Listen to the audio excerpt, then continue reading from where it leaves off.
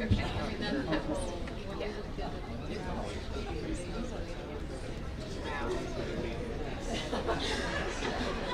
Okay. I don't know if I want that, but okay. Have a good weekend.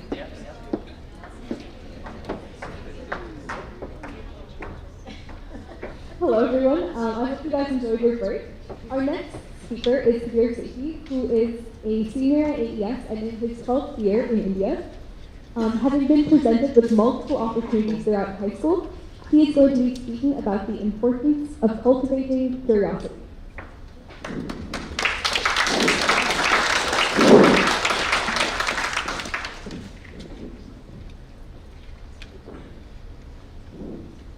So 13 years ago, I was standing in an auditorium, much like this one, back in my home in Fremont, California.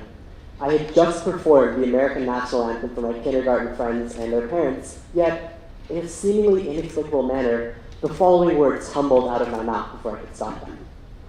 Ladies and gentlemen, please remain standing for the Indian National Anthem. I remember how quickly the auditorium went silent.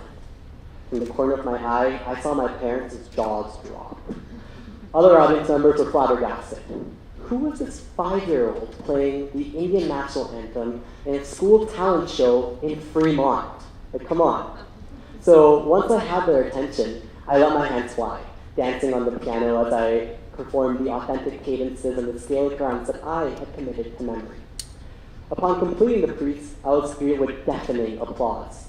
I was stunned, frantically scanning the crowd for my parents and seeing tears fall from their eyes.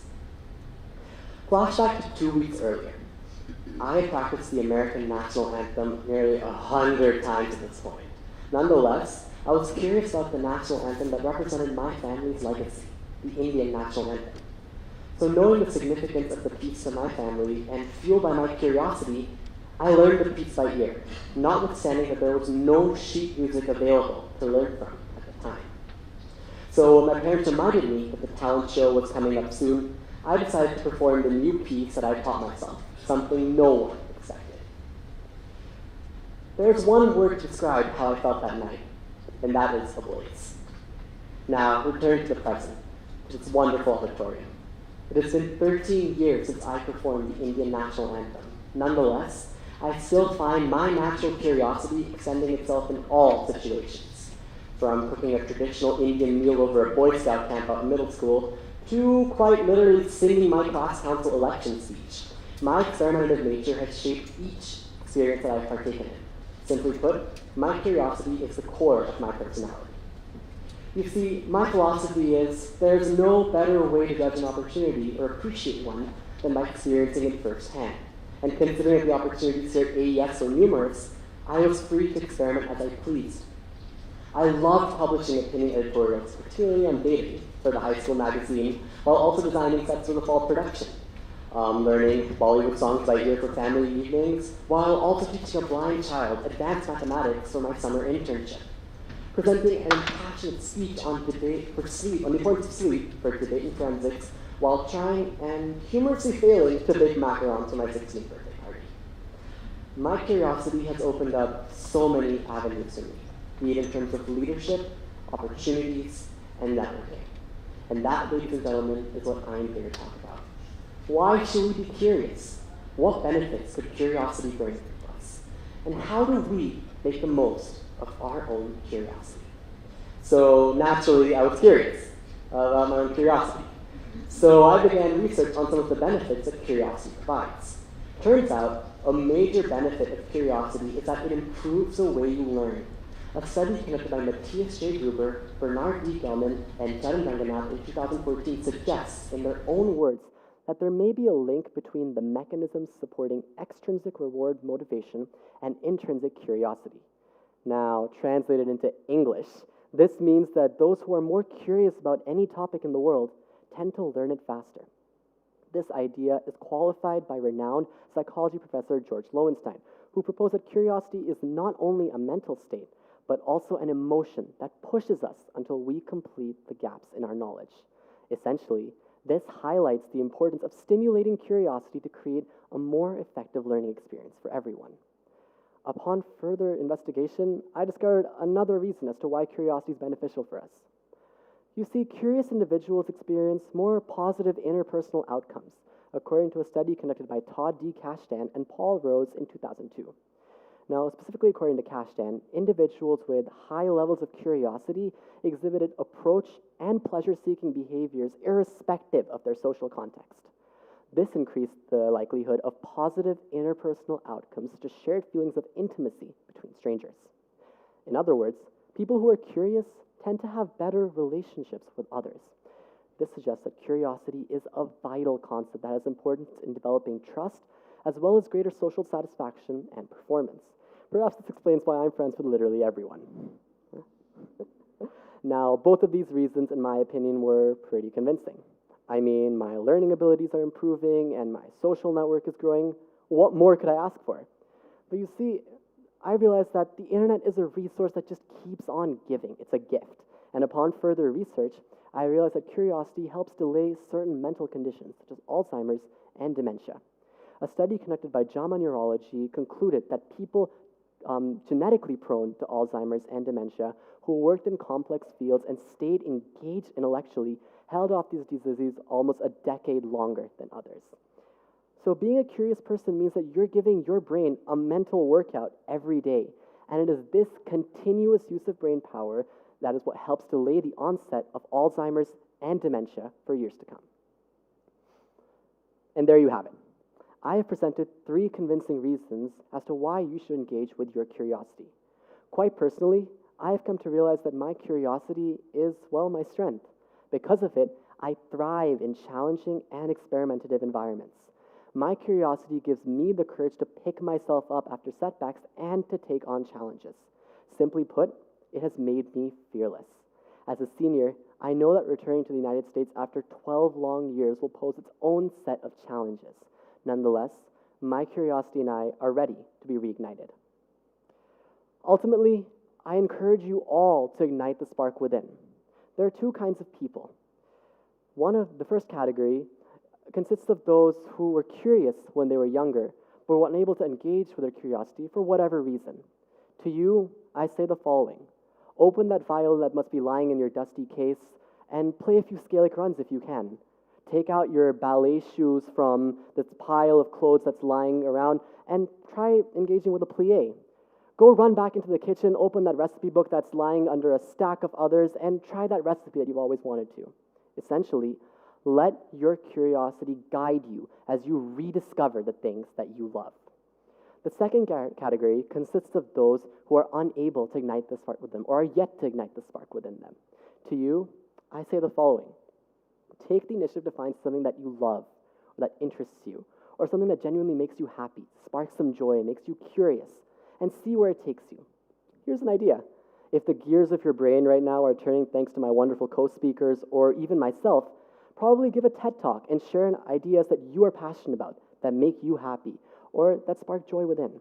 With one small step, you will feed your curiosity and allow it to reach new heights. Seize each opportunity that comes your way and have fun while you engage with them. After all, you can play with your curiosity whenever you please. As a matter of fact, I'm engaging with mine right now. You may or may not have noticed that I did not use any visuals in my presentation. This was because I was curious to see how long I could hold your attention with my voice and my voice alone. Judging by the fact that no one's on their phones right now except for a few people, I guess I was pretty successful, more or less, give or take. Now, I would like to conclude my talk with the piece that started it all. The piece that continues to symbolize my heritage and the piece that continues to ignite the spark within me. So, ladies and gentlemen, please rise for the Indian National Anthem.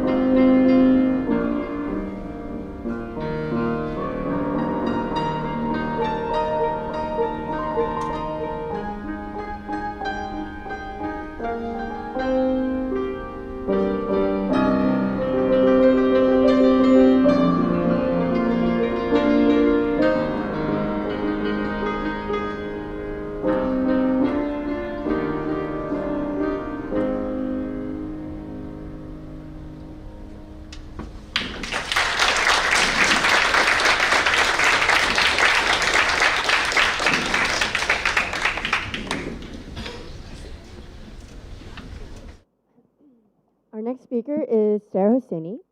Sarah Hosseini is a journalist and an AES parent living in New Delhi. She focuses on sexual and reproductive health, so we would like to warn you that this content may be triggering or inappropriate for certain audience members. Her talk is called Not Sorry, and she's going to talk about invoking your authentic voice.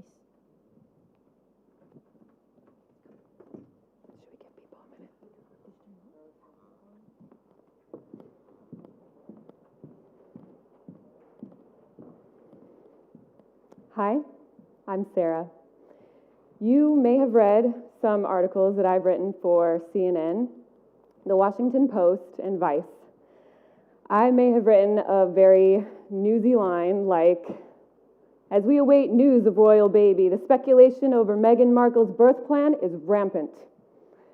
Or, "The town of Charlottesville, Virginia is on edge as clashes intensify between white supremacists and counter-protesters." That's my journalist voice. Now, take a look at this. Somewhere. I don't know if it's working. Maybe we'll get it, maybe we won't. I wrote an essay on emotional abuse. It was called Unseen Scars. And it went something like this. At least once a month, I have nightmares where I'm running. I'm running to get away from my abuser. I'm running to protect my kids from my abuser. It's been 12 years since I've seen him. I'm still running. Do you hear the difference? That is my real voice. That is the voice that I use to stand up for my pain, my memories, and my truth without being sorry for any of it. The journalist version of my voice, I don't even know if that's me in there. It's surface, it's polite, could be anyone's voice. So I want to start this talk by giving you my real voice, my real, emotional, passionate, nasally New York voice. I think that we all have a voice that we use at work or at dinner parties or at our children's school, but I also think we have this inner, unapologetic voice that's just waiting to explode out of us and ready to be heard. This photo essay detailed my experience with an abusive boyfriend in high school. It was a story that I was ashamed of, so I hid it. I was afraid of what people would think. I was afraid of not being believed, but I knew I had to write it anyway. That story ended up getting thousands of likes and shares on social media. It gained media attention. Police officers in Kent, England, ended up using it for training. They thought that those images and words could help their officers better identify emotional abuse in their community and save women's lives. This is why speaking and writing unapologetically is so great. It's a powerful tool. It can create awareness, and awareness can create change. I'm sure many of you sitting in the audience right now are passionate about something, whether it be pollution, climate change, racism, war. Maybe you talk to your friends and family about it. Maybe you write Facebook posts or tweets about it. Maybe you even call and email your representatives. These are all ways that you're using your unapologetic voice to create awareness and change on a global scale. On a personal level, maybe you're dealing with a toxic boss at work. Maybe you're feeling hurt in your marriage. Maybe you're angry at a parent or a sibling. These are all things that are really difficult and uncomfortable to talk about, but once voiced, can be a catalyst for change, growth, and healing. So how do we find our voice? I'm going to click again and it won't go to the next one. That's okay. There we go. Find your voice. We hear all the time, find your voice. But no one really tells us how to find it. We must practice using our authentic voice in order to find it. I know that sounds cliche, but that's what you have to do. Some people use journaling. Some people use letter writing. Some people use therapy. I do them all. I also did this. Next one, please, if anyone's, okay, there we go. I had a blog. I had a mommy blog. It was like a rebel take on a 1950s housewife. On this blog, I confessed things, embarrassing things. I confessed that I don't like babies, or rather, I don't like the baby stage. I don't like the bottles, the diapers, the sleepless nights. I confessed that I don't do date nights with my husband because I'd rather watch Netflix at home in my pajamas. Crafts, kitty crafts, they drive me crazy, so I don't do them ever. I don't organize play dates for my kids. I work, my husband works, we travel for our jobs sometimes. Planning play dates can feel really overwhelming. I think a lot about what gets written on motherhood is roses and rainbows, but the truth is it's hard and it's messy and it can be really dark sometimes. And I think it's still kind of taboo to say these things. So that blog helped me find my voice, cultivate it, and grow it. And it also helped me connect with other moms who were feeling the same way, just wanted to feel normal and validated. The more real I was, the more clicks I got. Because people crave realness. They like people to say truth bombs. They like people to stand up without apology and say, this is not okay. Because pretending everything is fine all the time, when it's not, takes a toll. It's exhausting. So why don't we use our unapologetic voice all the time? Because it's not easy. It's not easy and there are consequences. I recently asked women on social media an important question. I asked them, what has happened last time you used your voice? One woman said things get done, which, fair enough, I can see that. But overwhelmingly, the response I got were women that were telling me they got called difficult, emotional, aggressive, crazy. One woman said she lost her job over it. Another woman, a highly successful editor of the parenting website, Scary Mommy, my former boss, Maria Guido, she said that she got told she was mean. She makes people cry and that her emails are harsh. So this is why we don't use our authentic voice all the time. There's definitely consequences. It's also risky. A few years ago, I wrote an essay criticizing rape culture. This is how the male readers responded. Kill yourself, please. Maybe she should be raped through her huge nostrils. Time for the double-barrel mouthwash. I hope you burn in hell. Now, just so you know, I say that they're men because they proudly told me that they were men, part of a men's rights activist group. One man threatened to share my home address and the address of my children's school publicly on the internet. My kids were 5 and 6 when I dragged them to the police department to file that report. I remember my father calling me that night and saying, Sarah, maybe you should lay low, not write so much for a while. And I was like, Dad, this is the time I write more. I have to write more. Was it the safest response? Probably not. But was it the right response? I think so. So how can we, as a society, if we could get off that. How can we, as a society and community, support each other in using our authentic voices, even when it's really risky to do so? I think the first thing that we have to do is stop being fake.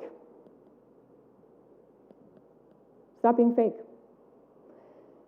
Making a commitment to yourself and to others to be as real and to speak as truthfully and live as truthfully as possible, even when it's hard, is better for everyone. If your coworker's frustrating you, tell them. If your spouse is making you mad, tell them. If a family member is crossing your boundaries, tell them. Being fake about things only creates more confusion and anxiety for everyone. The second thing that we can do is listen. That looks weird, but anyway, it's listen. We must listen to each other and listen to the people that are close to us, who we love and who we care about. And we also have to listen to people outside of our circles. I'm very aware that many people who follow my work and value my voice do so because of biases. I'm a white woman. I'm educated. I'm well written. I have bylines in some of the biggest publications in the US and the world. But if you're only listening to people who look like me and not to people of color and to people who use wheelchairs, etc., you will not be able to wield the power that comes with using your voice responsibly. The third thing we can do is shed that ego. Shed that ego. It's going to be terrifying to speak truth sometimes, and it's going to be even harder to hear feedback in return. But if we're going to grow together, we have to step out of our ego, face our anxieties, and be vulnerable. You have to be willing to say something that's right and something that's wrong. Being wrong is how we learn. So, after this talk, I have to go pitch story ideas like crazy to editors. I was in Kenya last week on a journalist trip, and I have lots of story ideas floating around. And through that writing process, I'll likely doubt myself, like I did for this talk, like I always do. I'll question my voice. I'll want to take out the hard stuff, keep it easy, keep everyone happy and comfortable. But then I'll remember that I have this mic for a reason, and that's to tell the truth. And the truth is, I'm a messy soul. Some of my subjects are messy. I don't always like writing difficult truths, and I don't always like having difficult conversations. They give me anxiety. But my voice matters. Your voice matters. The people I write about, their voice matters. Our voices matter, and we have a right to honor our stories, no matter how messy, flawed, or broken they seem. And we have a right to not be sorry for any of it. Thank you.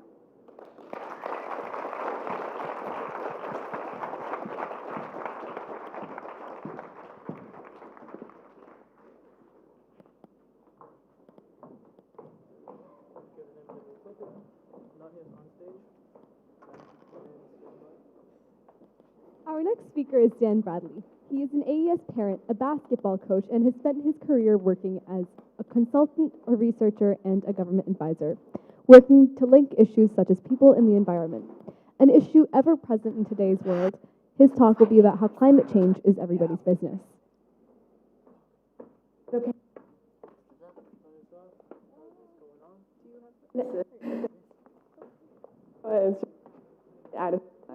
My stuff is so heavy. Actually, it's kind of meant to be.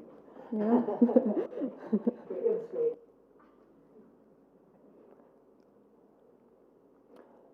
So it's the first day back at school after the long summer break, and 1,200 AES students walk back through the school gates.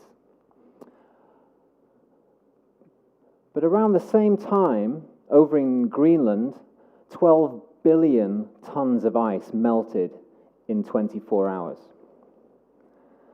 Now, it's kind of hard to imagine what 12 billion tons of melted ice looks like, so I'll paint you a picture. It's the same amount of water it would take to cover the whole of Florida in 5 inches of water in a day. This is not normal. This is just an example of some of the changes that are happening all over the world right now, which should make us really prompt to think back on what's the path that we're on, and what are the choices that we're making, and what do we want to do about that? So, what's the path that brought me here? Well, it's the first day back of school after the long summer break. This is my school. And I'm happy to be back, but I'm thinking it's going to be maybe a bit boring today. We'll just be getting a ton of paperwork about our schedules, learning what we're going to be doing over the coming year. And sure enough, that's pretty much how the morning pans out. Because I'm 16 and I know it all. And then suddenly after lunch, something different happens.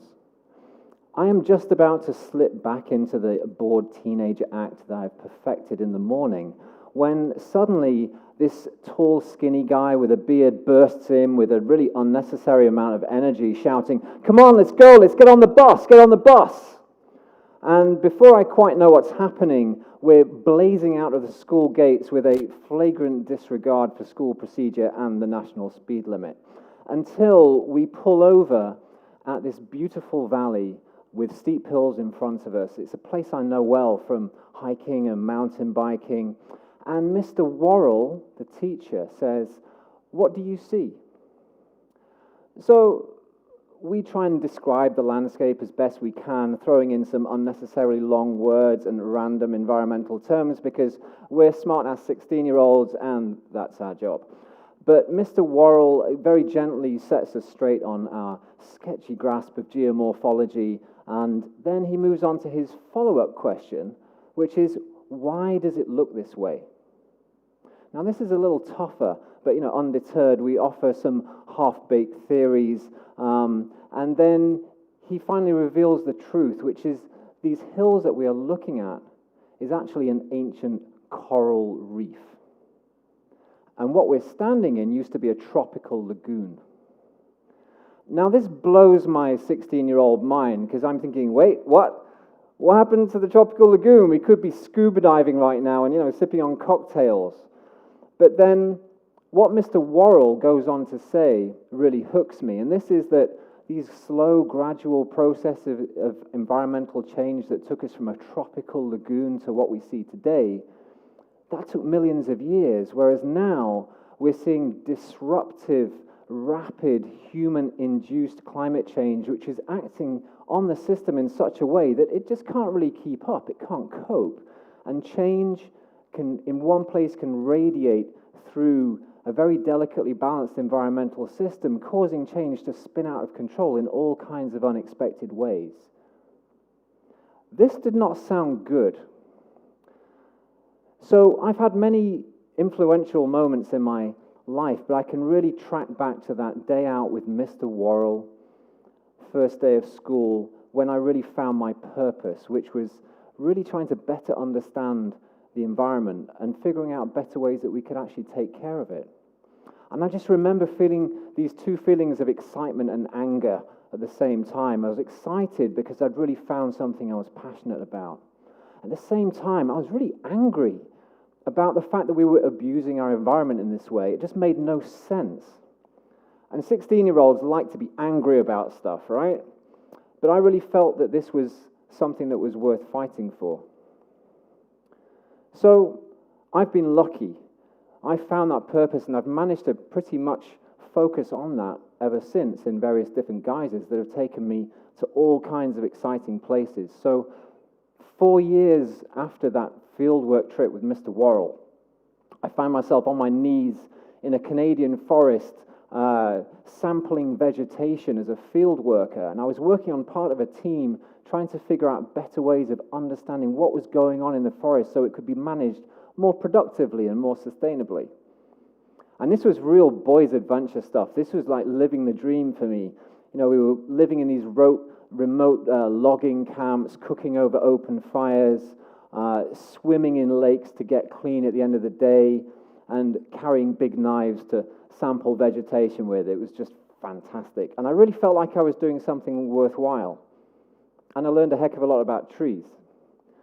And that came in handy later on when I was lucky enough to be working on the deforestation issue in Brazil, skimming over the canopy of the Amazon rainforest in a little 6-seater aircraft, trying to work out better strategies for avoiding this kind of clearance. Because we all got used to the idea of the Amazon being termed the lungs of the world. It plays such a vital role in processing carbon dioxide, and frankly, if we don't take care of it, we stop breathing. And right now, I'm working here in India on other aspects of the climate issue, trying to work with partners who are finding fantastic ways to transition into cleaner sources of power, renewable energy, to help chart a path to a greener, cleaner future. Really inspiring stuff. But I wanted to back up a little way back in my career when I was working as a researcher out, and I found myself bouncing around in the back of a truck in the semi-desert areas of Senegal in West Africa. And I was on a research project there trying to understand how herders and farmers were adapting to the challenges of environmental change and a modernizing world. Now, this was more boys' adventure stuff. We were out in trucks, out in the bush. We were sleeping under the stars with nomads. We were trying to escape from bushfires quite regularly and carrying even bigger machetes this time to hack through thorny bushes. You can see a little trend there with things that I enjoy. But what was different here was up until that point, I was really focused on the environment. And what I learned out here in West Africa was that people and poverty were a big deal. So what I was learning was that very poor communities, very poor people, can be the smartest and the most resourceful you will ever find on the planet. They are masters of using scarce resources to adapt to environmental change and various other pressures to make themselves less exposed, less vulnerable, and more sustainable. They are the masters of adaptation.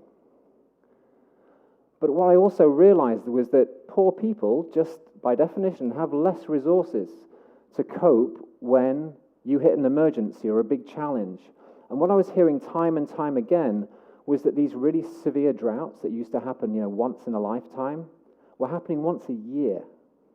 And there are limits to what people can adapt to. Now, you can see here the way people sometimes used to get around, but actually, if you were in one of these things, you were doing pretty well. Most of the time, you were walking under the hot sun for miles and miles just to take care of your normal livelihood, to get from A to B. And we were in a truck, traveling around the district, talking to herders and farmers, and we used to give people rides all the time if we used to pass them in the bush. And one day, we gave a ride to a young woman. She was about my age, early 20s at the time, and she was clearly very sick. And we did the best we could. We got her to the next village, but then I learned later on she didn't make it. And I asked my friend what happened, and he very gently pointed something out to me that I've never forgotten, which was, he said, "Well, the thing is, Dan, she didn't die because she was sick. She died because she was poor." Now, I said earlier that I found my purpose on the side of a hill in the north of England, and that is partly true. But I think I found the other complementary part of my purpose out here in the tough semi-desert areas of Senegal. That's where I really learned that people matter. Poverty matters. Because poverty reduction and climate change are the two big challenges of our generation, and they're very closely interlinked. And if we fail on one, we will fail on the other. So we need to figure this out. We need to take some action on this, and we need a solution for everyone, not just the people that can afford it. Because climate change is going to hit poor people hardest. And there's some pretty scary predictions out there of what might happen in the very near future unless we fail to act. We could see 600 million more people going hungry, suffering from malnutrition. And let's not forget, that is on top of the 1 in 9 people that right now, tonight, will go to sleep hungry. We could also see 2.5 billion people without adequate access to water, and these radically changing weather patterns can really make incredibly detrimental changes throughout the system, making some areas so risky it may be just impossible to live in them anymore. And we could see 300 million people displaced by flooding because of rising sea levels. There are also threats to our health, to our national security, to our vital infrastructure. There's a whole load of things that we really need to be taking some attention to. And if, like me, you're also interested in nature, then check this out. Heat waves, rising sea temperatures are turning coral into ghosts. Mass coral bleaching has already destroyed 90% of the coral on a 1,500 kilometer stretch of the Great Barrier Reef.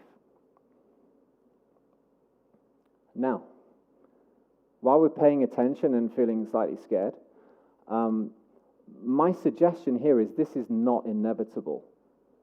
I actually think that with the right kind of cooperative action, we can relegate that kind of bleak future to the dystopian fiction section of the AES library. Now, we've got a pretty strong incentive to act. Like Mr. Worrell told me all those years ago, if you have change in one part of the system, it can radiate through and affect people everywhere. So we all have a stake in this. It's affecting us all. So we all need to be involved in developing solutions, because we really need to make climate change everybody's business. It's no longer just the preserve of eco-warriors and scientists. This is about businessmen and bankers and engineers, farmers, the guys that keep the lights on. It's not an environmental issue anymore. It's not a niche issue. It's about reimagining and re-engineering our entire economy, our entire way of life. And that is the really exciting career prospect that I want to offer you today. Because the simple fact is that whatever your passion, whatever your purpose, whatever you get excited about inside school or outside, you can relate that to solving these huge challenge of how we can build better quality lives, but while preserving a better quality of environment.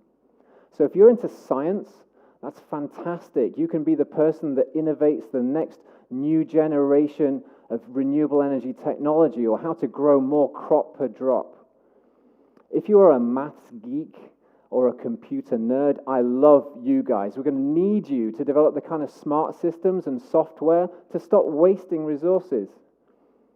And if you love the makerspace, you should be coming right here, because you are going to be building the cities of the future. Imagine apartment blocks with vertical farms up the sides and rainwater harvesting, and every reflective surface of that building absorbing sunlight and converting it into electricity, so that whole building turns into a self-sustaining power system. If you can imagine it, you can make it. And if you are into English, poetry, arts, social studies, don't think for a second this is not about you, because you understand how to connect with people emotionally. And unless you connect emotionally, people don't change their behavior. They don't do things differently. We're going to need the people who can tell the stories that will make people change what they are doing and decide to do things in a more sustainable way. So what I'm saying is there are unlimited pathways in front of you that you can pursue to help contribute towards making a cleaner, greener future. So the only really question you need to ask yourself is, what are you passionate about? What makes you angry? Where do you want to apply your skills? How do you want to devote your energy?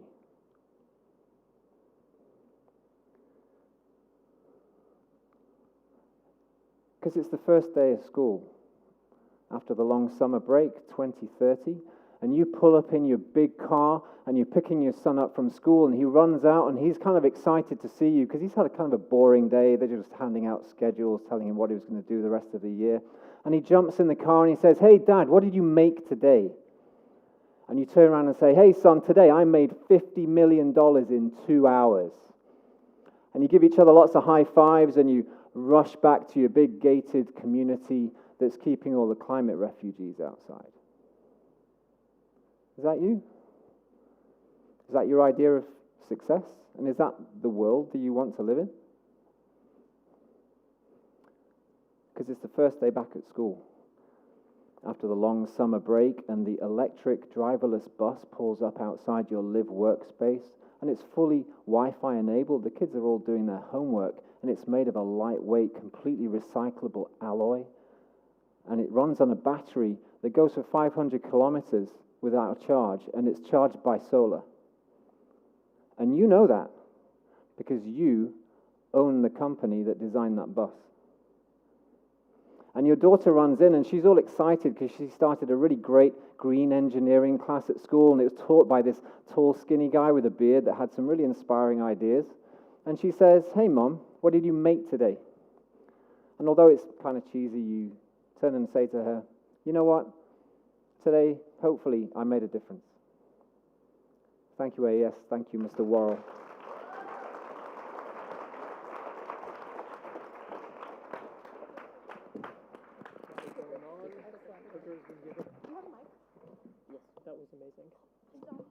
And now we have our last speaker,